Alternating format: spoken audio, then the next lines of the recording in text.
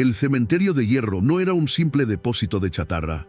Era una necrópolis industrial de 10 hectáreas situada en la zona más olvidada de la periferia, donde el suelo estaba tan saturado de aceite de motor y metales pesados que nada verde se atrevía a crecer. En el centro de este laberinto de carrocerías oxidadas y vigas retorcidas vivía Víctor, un hombre que parecía haber sido forjado con los mismos materiales que lo rodeaban. Medía casi 2 metros, con una barba grisácea manchada de grasa negra perpetua y brazos del grosor de pistones hidráulicos. Víctor no hablaba con la gente, hablaba con las máquinas. Exoperador de tanques blindados en un conflicto de Europa del Este que ya nadie recordaba, había encontrado paz en la destrucción ordenada. Su trono era una cabina de control en lo alto de una torre de contenedores marítimos, desde donde operaba la Bestia, una grúa magnética Liebherr de 50 toneladas. Para Víctor, el sonido del metal crujiendo bajo la presión hidráulica era música clásica. Pasaba sus días clasificando la basura de la sociedad, separando el cobre del acero, viviendo en un aislamiento monástico acompañado únicamente por Tuerka, un Rottweiler viejo y lleno de cicatrices que dormía bajo el porche de su remolque. La tarde caía con un sol naranja y sucio filtrándose a través del smog, y Víctor estaba terminando de lubricar los engranajes de la trituradora principal, sin saber que la soledad que tanto atesoraba estaba a punto de ser violada por hombres que no entendían el lenguaje del acero. La intrusión rompió la estética oxidada del lugar con una vulgaridad brillante. 3 camionetas SUV Cadillac Escalade de color blanco perla, con llantas cromadas de 24 pulgadas que costaban más que todo el inventario de Víctor, entraron en el patio principal levantando nubes de polvo tóxico. Los vehículos maniobraron entre las pilas de chatarra con dificultad, sus sensores de proximidad pitando histéricamente ante la cercanía de las paredes de metal afilado. De los vehículos descendió una docena de hombres vestidos con ropa de diseñador y mocasines italianos, totalmente inadecuados para el terreno fangoso y aceitoso. Eran miembros del cártel Los de la Sierra, una organización conocida por su ostentación y falta de paciencia. Buscaban algo específico. Habían vendido un viejo Mercedes sedán de los años 90 a la chatarra por error hace 2 días, sin darse cuenta de que en el chasis hueco del vehículo habían escondido 5 kilogramos de oro puro fundido. El líder, un hombre joven y vanidoso apodado El Guapo, se ajustó las gafas de sol y miró a su alrededor con asco, cubriéndose la nariz con un pañuelo de seda perfumado para evitar el olor a diésel y óxido. Para ellos, Víctor era solo un obstáculo sucio, un plebeyo que vivía en la basura, sin imaginar que estaban entrando en la guarida de un depredador que conocía cada tornillo, cada túnel y cada peligro de su territorio. Víctor salió de la sombra de la trituradora limpiándose las manos con una estopa sucia, y Tuerka, el Rottweiler, salió cojeando a su lado, ladrando con una voz ronca para defender su hogar. El Guapo ni siquiera parpadeó. Odiaba el ruido, odiaba la suciedad y odiaba que lo desafiaran, incluso un animal. Sin mediar palabra, sacó una pistola FN-57 de su cintura y disparó una sola vez. ¡Pan! El sonido fue seco y definitivo. La bala impactó al perro en el pecho, silenciando sus ladridos instantáneamente. Tuerka cayó sobre el barro aceitoso, soltando un último suspiro. El mundo de Víctor se detuvo. No gritó, no corrió, no lloró. Se quedó inmóvil, mirando el cuerpo de su único amigo, y luego levantó la vista hacia el narco. Sus ojos grises, que segundos antes eran indiferentes, se oscurecieron con una frialdad abismal. Los músculos de su mandíbula se tensaron tanto que se podía escuchar el rechinar de sus dientes. «Perro ruidoso», dijo el narco, guardando el arma como si hubiera aplastado una cucaracha. «Tú eres el dueño de este basurero. Buscamos un Mercedes gris. Y más te vale que esté intacto, o vas a terminar igual que tu chucho». Víctor asintió muy lentamente, una calma tectónica antes del terremoto, y señaló con un dedo manchado de grasa hacia el sector norte del patio, donde se apilaban los cubos recién prensados. La caminata hacia el sector norte fue tensa. Los sicarios rodeaban a Víctor, empujándolo con los cañones de sus rifles de asalto, resbalando en los charcos de aceite. Cuando llegaron a la zona de compactación, Víctor señaló una pila de cubos de metal comprimido. Bloques densos de 1 metro por 1 metro donde apenas se reconocían faros rotos y trozos de parachoques. «Ahí», dijo Víctor con su voz profunda y rasposa, hablando por primera vez. Fila 3. Bloque 4. El guapo se acercó, incrédulo, y vio el emblema de Mercedes aplastado como una moneda en la superficie de uno de los bloques. El oro estaba allí, sí, pero fundido y comprimido dentro de una masa sólida de acero, caucho y vidrio de 2 toneladas. Era irrecuperable sin fundir todo el bloque en una acería industrial. La furia del narco fue volcánica. Se giró hacia Víctor y le dio un culatazo en la cara, rompiéndole el labio. «Me acabas de costar $2 millones, imbécil», gritó. «Quemen todo. Quiero ver arder este basurero». Luego, miró a Víctor con una sonrisa sádica.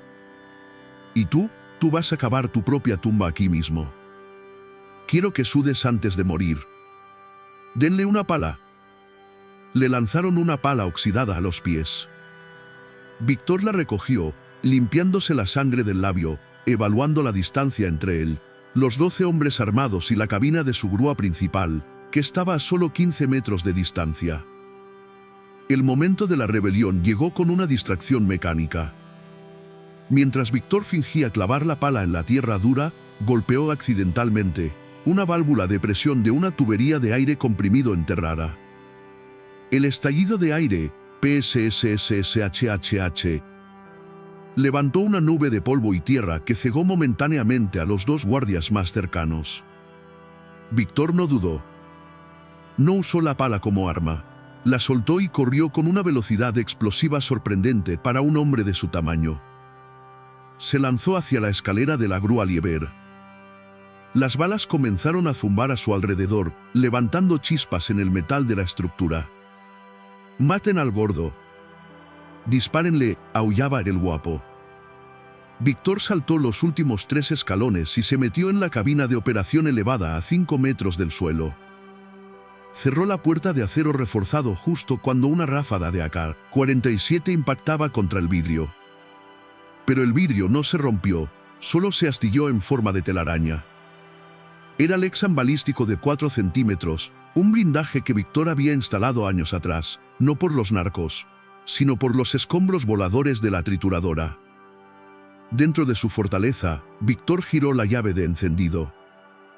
El motor diésel V12 de la grúa rugió como un dragón despertando de un sueño profundo, escupiendo humo negro por la chimenea de escape.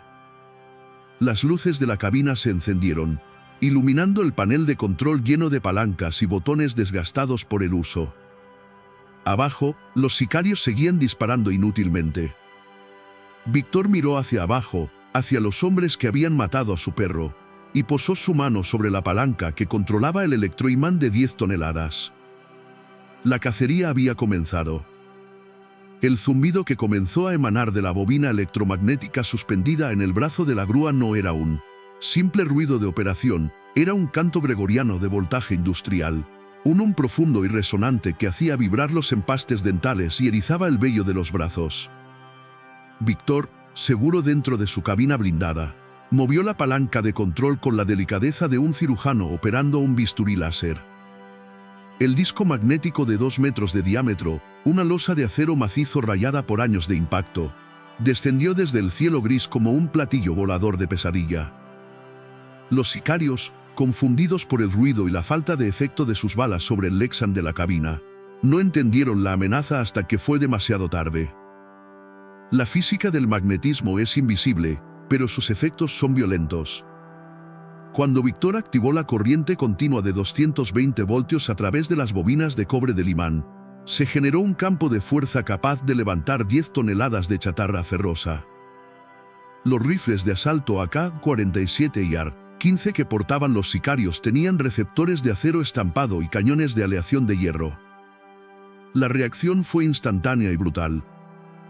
Las armas no simplemente se desligaron de sus manos, fueron arrancadas con una violencia cinética que rompió dedos y dislocó muñecas. Los sicarios sintieron un tirón invisible y todopoderoso, como si un gigante les hubiera agarrado el arma y tirado hacia arriba con fuerza sobrehumana.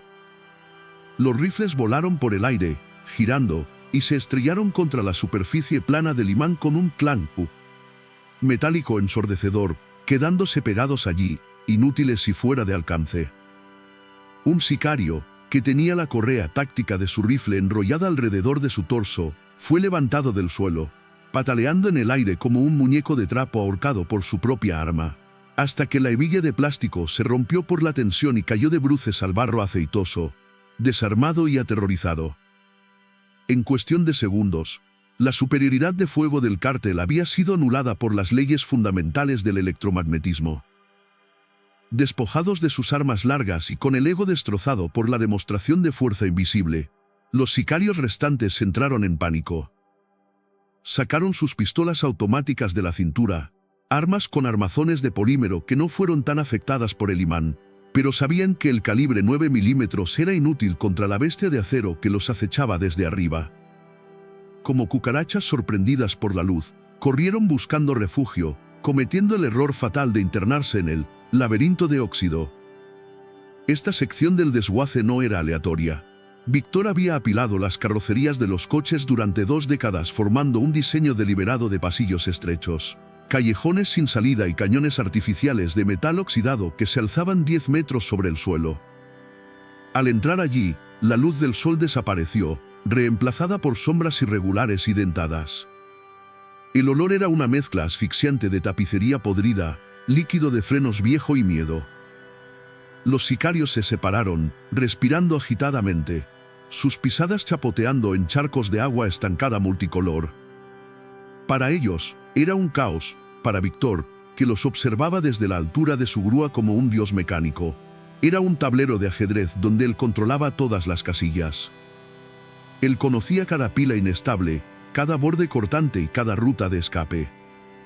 Los hombres de Guelguapo ya no eran depredadores, eran ratas en un experimento de comportamiento, corriendo por pasillos de metal que gemían con el viento, rodeados por millones de ojos vacíos de faros rotos que parecían observarlos. La escala del lugar los aplastaba psicológicamente, se sentían minúsculos, frágiles y hechos de carne blanda en un mundo diseñado para triturar cosas mucho más duras que los huesos humanos. Uno de los sicarios más jóvenes, huyendo del rugido del motor de la grúa que parecía seguirlo a través de las paredes de chatarra, buscó un escondite desesperado. Encontró un viejo sedán Honda Civic de los años 2000, con la puerta del conductor entreabierta, en la base de una de las montañas de chatarra. Parecía un refugio seguro, una cápsula de metal donde esconderse hasta que pasara el peligro.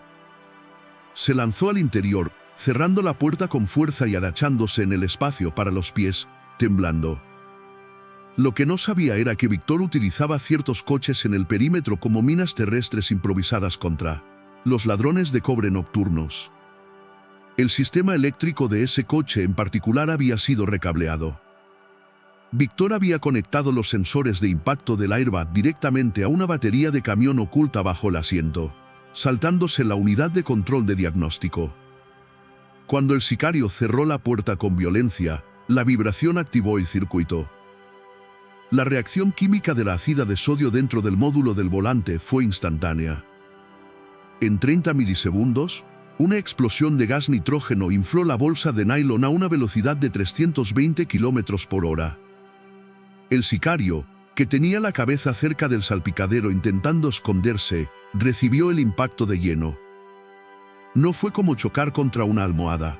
Fue como recibir un golpe de un boxeador de peso pesado potenciado por explosivos. El airbag golpeó su rostro con tal fuerza que le fracturó el tabique nasal y los pómulos, lanzando su cabeza hacia atrás contra el reposacabezas con un latigazo cervical brutal. Además, el módulo del airbag, viejo y degradado, se fragmentó, lanzando esquirlas de plástico y metal caliente a sus ojos. El sicario quedó inconsciente y atrapado dentro del coche, sangrando profusamente, neutralizado por el mismo dispositivo diseñado para salvar vidas, ahora pervertido en un arma de contusión. Desde su trono en la cabina de la grúa, Víctor vio el movimiento en el pasillo 4, donde 2 sicarios intentaban flanquear su posición escalando una pila precaria de compactos y furgonetas. Estaban usando los parachoques como escalones, tratando de llegar a una altura desde donde pudieran disparar a través de las rendijas de su blindaje. Víctor no necesitó usar el imán para esto, solo necesitó la física newtoniana básica. Giró la torreta de la grúa y extendió el brazo hidráulico, no hacia los hombres, sino hacia la base de la pila de coches en la que estaban trepando. En el extremo del brazo, en lugar del imán, ahora había activado la garra, una pinza de acero de 4 puntas diseñada para arrancar motores. Con un movimiento brusco de la palanca, Víctor embistió la pila lateralmente. El sonido fue como el gemido de un titán moribundo. La estructura de coches entrelazados, que se mantenía en pie por un equilibrio delicado de fricción y peso, perdió su centro de gravedad. ¡Crack! El metal se retorció y cedió. La montaña de chatarra, compuesta por 20 toneladas de acero, vidrio y caucho, se derrumbó en una avalancha de cámara lenta. Los sicarios intentaron saltar, pero no hay forma de correr sobre una superficie que se está desintegrando bajo tus pies. Fueron tragados por la marea de chatarra. No murieron instantáneamente, quedaron atrapados bajo el peso aplastante de 3 coches prensados. Se podían escuchar sus gritos ahogados pidiendo ayuda bajo la montaña de metal, inmovilizados, con las piernas atrapadas y el pecho comprimido por chasis oxidados, mientras el polvo de óxido se asentaba sobre su tumba improvisada. Para aislar y desorientar a los supervivientes restantes, Víctor decidió cambiar la atmósfera del campo de batalla. En su arsenal de defensa perimetral, tenía preparada una táctica de negación de área. Abrió una pequeña ventanilla en el suelo de su cabina y dejó caer una bengala de carretera encendida, roja y brillante, directamente sobre una montaña de neumáticos viejos de camión que había rociado previamente con una mezcla de aceite de motor usado y gasolina. El caucho vulcanizado tarda en prender, pero una vez que lo hace, es casi imposible de apagar.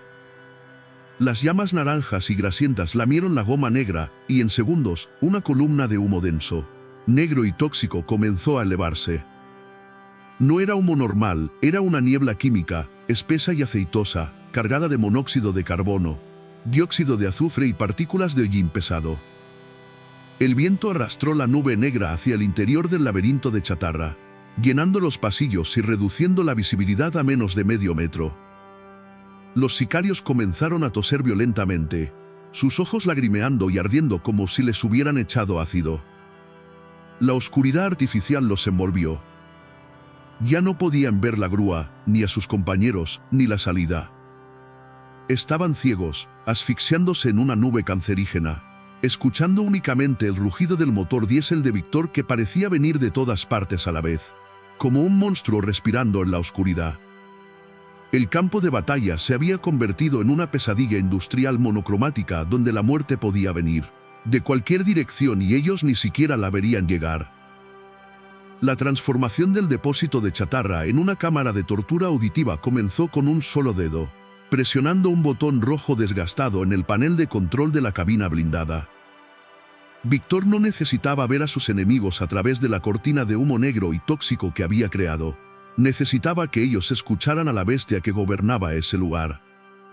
Activó el interruptor maestro de la trituradora de martillos de doble eje, Destrede, una máquina monstruosa del tamaño de una casa pequeña, alimentada por un generador eléctrico independiente de 4000 caballos de fuerza. El sonido inicial no fue un rugido, sino un gemido eléctrico profundo que bajó la tensión de todas las luces del perímetro, seguido por el clac-clac-clac rítmico y ensordecedor de los rotores de acero al manganeso comenzando a girar.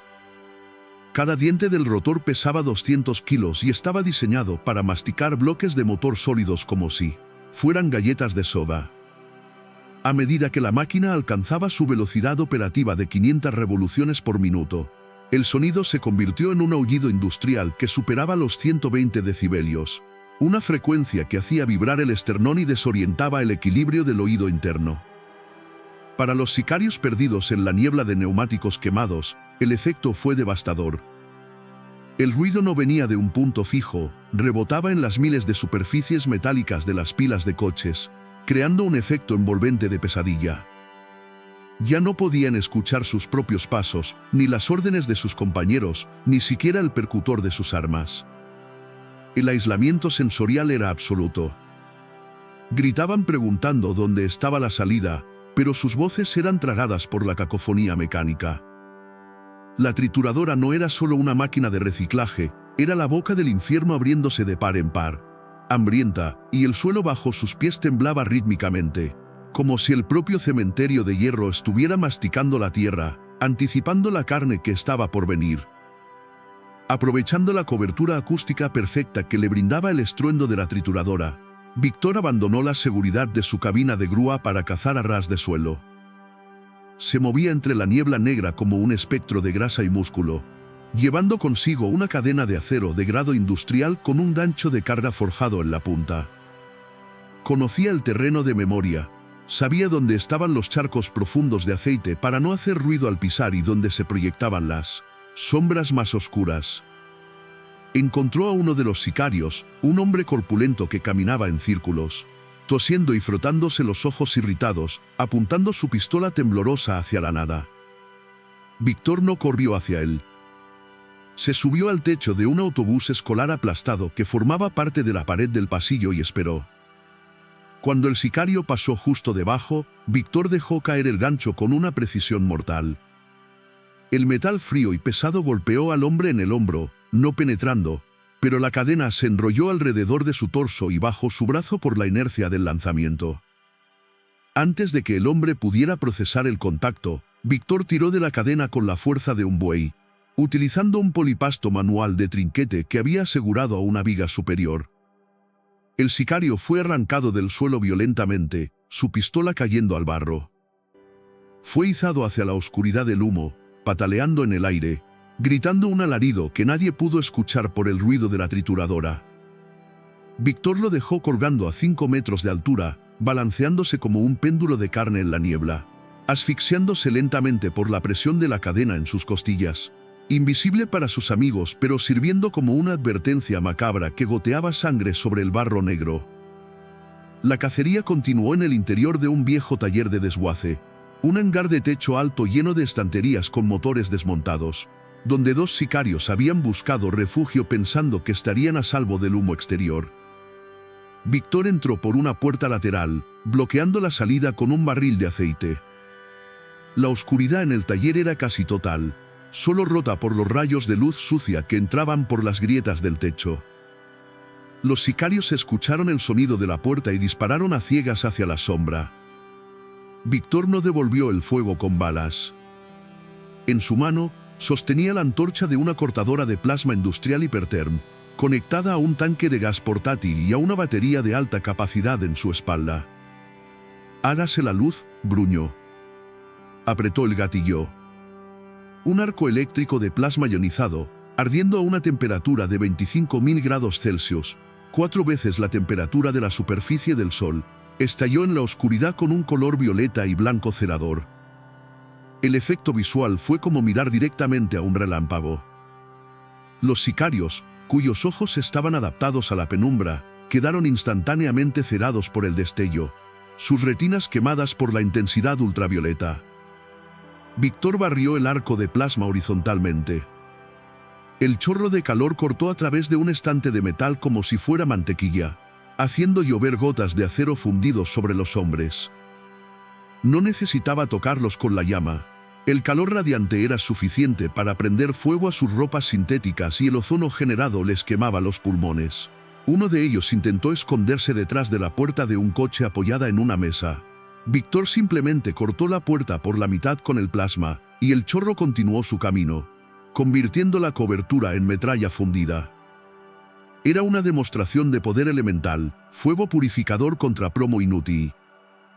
El destino más horrible estaba reservado para el sicario que, en su huida ciega a través del humo, tropezó y cayó sobre la cinta transportadora de alimentación de la trituradora principal. La cinta, hecha de caucho reforzado con acero de 2 centímetros de grosor, se movía inexorablemente hacia la boca de la máquina. El hombre intentó levantarse, pero la superficie estaba resbaladiza por el aceite y la inclinación era pronunciada. Al mirar hacia arriba, vio los rodillos dentados girando a una velocidad vertiginosa, triturando el chasis de una camioneta vieja, lanzando chispas y fragmentos de metal. El terror lo paralizó por un segundo que fue fatal. Víctor, observando desde una pasarela superior, no detuvo la máquina, al contrario, aumentó la velocidad de alimentación. El sicario comenzó a gatear hacia atrás, gritando, sus uñas arañando inútilmente la goma, pero la fricción de la cinta era más fuerte. Sus botas llegaron primero a los rodillos. El sonido cambió.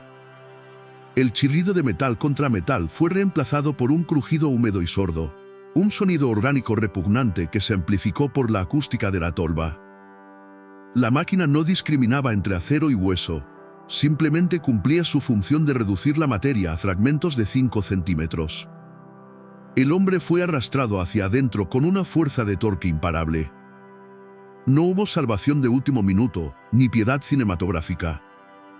La trituradora lo consumió, y por la salida de descarga, entre los trozos de metal brillante y plástico triturado, comenzó a salir una neblina roja y fragmentos irreconocibles que se mezclaban con el óxido, convirtiendo al hombre en parte permanente del inventario del desguace. El último obstáculo antes de llegar al líder era el Toro, el lugarteniente del cártel y exmilitar, que había logrado encontrar una pequeña excavadora Bobcat de orugas en el perímetro y había logrado encenderla, puenteando los cables. Armado con la maquinaria, el Toro se sentía poderoso de nuevo, conduciendo a través del humo, usando la pala frontal para derribar pilas de chatarra buscando a Víctor. «Sal, cobarde». «Ahora yo tengo el hierro», gritó el sicario, girando la cabina de su pequeña máquina. Pero en el mundo de la maquinaria pesada, el tamaño y la masa lo son todo. De repente, una pared de contenedores a su derecha se derrumbó hacia afuera, empujada por una fuerza colosal. De entre el polvo emergió el Rey, un cargador frontal Caterpillar 988B de minería. Una bestia amarilla de 50 toneladas con ruedas más altas que un hombre y una pala con capacidad para levantar un autobús entero.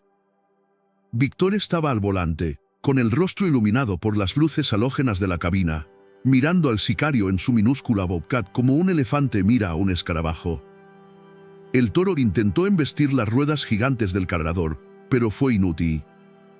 Víctor aceleró el motor diésel de 12 cilindros, soltando una nube de humo negro, y avanzó. La pala del cargador gigante bajó y golpeó la Bobcat lateralmente. El impacto fue devastador. La pequeña excavadora voló 3 metros, volcando y rodando sobre sí misma. Víctor no se detuvo, avanzó y colocó la inmensa pala de su máquina sobre la cabina volcada del sicario, presionando hacia abajo con la fuerza hidráulica de 100.000 libras. El metal de la jaula de seguridad de la Bobcat chilló y se dobló hasta colapsar, silenciando los gritos del lugarteniente bajo el peso aplastante de la verdadera ingeniería pesada. El duelo había terminado antes de empezar. En el patio de Víctor solo había un conductor autorizado. El último acto de esta tragedia industrial comenzó con el silencio. La trituradora se había apagado, el humo de los neumáticos se disipaba lentamente con el viento frío de la noche, y los gritos de los sicarios habían cesado uno por uno. El guapo, el líder vanidoso que había ordenado la destrucción del lugar, se encontraba ahora completamente solo en medio del laberinto de óxido. Su traje de diseñador estaba desgarrado y manchado de grasa negra, sus mocasines italianos perdidos en el barro, y su arrogancia reemplazada por un terror primitivo y tembloroso. Corría tropezando entre las sombras, girando la cabeza ante cada crujido metálico, convencido de que el monstruo de la grúa estaba justo detrás de él. De repente, vio su salvación, la SUV Cadillac Escalade blindada en la que había llegado, estacionada cerca de la entrada, brillando bajo la luz de la luna como un faro de esperanza. El blindaje es nivel 5. Nada puede entrar, pensó frenéticamente. Con un último estallido de energía, corrió hacia el vehículo, abrió la puerta del conductor y se lanzó al interior, cerrándola con un golpe sordo y activando todos los seguros electrónicos. El interior olía a cuero nuevo y a su propio perfume caro, un refugio hermético del mundo sucio de afuera. Se acurrucó en el asiento, buscando su teléfono satelital para pedir un helicóptero de extracción, riendo histéricamente mientras las lágrimas corrían por su cara sucia. Se sentía seguro, protegido por cristales de 40 milímetros y acero balístico, creyendo estúpidamente que la tecnología de protección personal diseñada para detener balas podría detenerla. Ira de un hombre que movía montañas. Pero Víctor no tenía intención de entrar en el coche. Él sabía que un búnker también puede ser una jaula si se le quita la salida. Desde la cabina de su grúa Lieber, que se había movido silenciosamente sobre sus orugas gigantes hasta posicionarse justo detrás de la SUV, Víctor observaba al narco a través de su monitor de visión nocturna. «Bonita caja», murmuró. Con un movimiento suave de la palanca de mando derecha, hizo descender el enorme disco electromagnético directamente sobre el techo de la Cadillac. El clan metálico fue ensordecedor dentro de la cabina del vehículo, haciendo que el guapo gritara y soltara el teléfono. El imán de 10 toneladas se acopló perfectamente al techo de acero reforzado del vehículo. Víctor activó la corriente al máximo.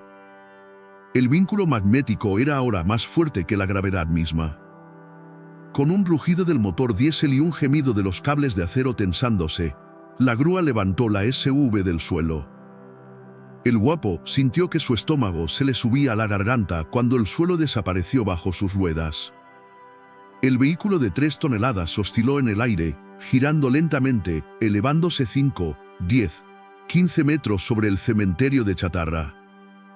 El líder del cártel miró por la ventana y vio el mundo alejarse, sus pies colgando sobre el abismo, convertido en un pez atrapado en un anzuelo invisible, suspendido en la oscuridad fría, totalmente a merced del hombre al que había llamado basurero. El viaje aéreo terminó sobre la boca abierta de la bestia, la prensa compactadora hidráulica de metales pesados, una estructura de acero macizo pintada de amarillo industrial, con paredes manchadas de aceite y pintura vieja de miles de coches anteriores. La cavidad de la prensa era un ataúd rectangular de acero endurecido de 3 metros de largo, diseñado para soportar presiones geológicas. Víctor posicionó la SUV oscilante directamente sobre la apertura superior. Dentro del coche, el guapo miró hacia abajo y vio el fondo oscuro de la tolva. Entendió instantáneamente su destino. El pánico se convirtió en locura. Golpeaba el cristal blindado con los puños, gritando ofertas desesperadas que nadie podía oír. Sacó su cartera y pegó fajos de billetes de $100 contra la ventana, gritando: «Te doy todo. 1 millón. 10 millones. No me mates». Víctor, mirando desde su torre, vio los billetes contra el vidrio y no sintió codicia, solo desprecio. Encendió el sistema de megafonía externo de la grúa, y su voz retumbó en todo el patio como la voz de un juez divino: «El oro ya está prensado. Tú solo eres el envoltorio». Con un movimiento seco de su pulgar, cortó la corriente del electroimán. La fuerza invisible desapareció. La gravedad reclamó lo suyo. La Cadillac Escalade cayó en caída libre los 5 metros restantes, aterrizando dentro de la caja de la prensa con un crujido violento que rompió la suspensión y activó todos los airbags restantes, atrapando al narco en una nube de polvo blanco dentro de su propia armadura. Víctor cerró la tapa superior de la prensa, una losa de acero de 20 centímetros de grosor que selló la tumba con un golpe final. Luego, activó el ciclo de compresión automática. El sonido que siguió fue diferente al de la trituradora. Era el sonido de la potencia hidráulica pura, el zumbido agudo de las bombas de aceite inyectando fluido a 3000 libras por pulgada cuadrada en los cilindros principales. Las paredes laterales de la prensa comenzaron a cerrarse lentamente. Dentro de la oscuridad de la caja, el espacio comenzó a reducirse. El guapo escuchó el chasis de su coche de lujo empezar a gemir. El acero balístico, diseñado para detener impactos rápidos, no tenía defensa contra la presión lenta e inexorable de millones de newtons. Las puertas se combaron hacia adentro. El techo comenzó a bajar. Los cristales blindados, sometidos a una tensión lateral extrema, no se rompieron, sino que explotaron en polvo de vidrio bajo la presión. El espacio vital se redujo de 2 metros a 1 metro. El salpicadero de madera de nogal se astilló y se clavó en sus piernas.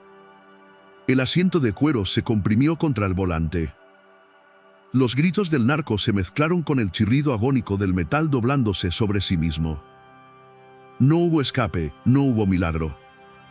La máquina continuó su ciclo indiferente, comprimiendo el motor V8, la tapicería de lujo, el oro de sus joyas y sus huesos en una sola masa homogénea. El sonido final fue un crunch húmedo y metálico cuando la prensa alcanzó su límite de compresión, convirtiendo un vehículo de 5 metros de largo en un cubo denso y perfecto de 1 metro cúbico. La mañana siguiente amaneció fría y gris, con una llovizna ligera que lavaba la sangre y el aceite del patio, dejando un brillo metálico en las montañas de chatarra. Víctor estaba de pie junto a la salida de la prensa, con una taza de café negro humeante en la mano, observando el producto final de su trabajo nocturno. La grúa montacargas sacó el cubo recién formado, un bloque denso, pesado y compacto de metal comprimido multicolor, donde se podían distinguir fragmentos de pintura blanca perla, cromo de llanta y, si uno miraba muy de cerca, un trozo de tela de traje de diseñador fusionado con el acero del parachoques. Una camioneta de reciclaje industrial llegó a la puerta, y el conductor, un habitual, bajó para inspeccionar la carga. «Buenos días, Víctor. Veo que tuviste una noche ocupada». «¿Qué tenemos aquí?», y preguntó el hombre, golpeando el cubo con su bota. Sonó sólido, denso. «Acero de alta aleación y residuos orgánicos», respondió Víctor con su voz grave, acariciando la cabeza de un cachorro de perro callejero que había encontrado esa mañana escondido bajo el porche, el sucesor de Tuerca. «¿Cuánto pesa?», preguntó el conductor. «Unas 3 toneladas». «Y vale su peso en oro, o al menos eso creían», dijo Víctor, esbozando una media sonrisa casi imperceptible bajo su barba.